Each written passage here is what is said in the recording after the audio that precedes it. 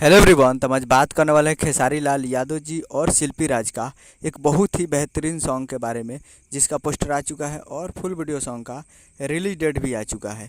और इस गाने को लिखे हैं अभिषेक भोजपुरिया जी और इसमें म्यूजिक दिए हैं जय गुरु देवा जी।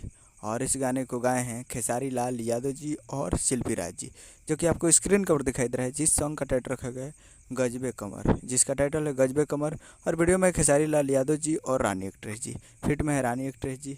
और ये फुल वीडियो सॉन्ग को रिलीज़ किया जा रहा है। फुल वीडियो सॉन्ग रिलीज 17 सितंबर 2024 को सुबह 7 AM पे ये फुल वीडियो सॉन्ग को रिलीज़ किया जाएगा।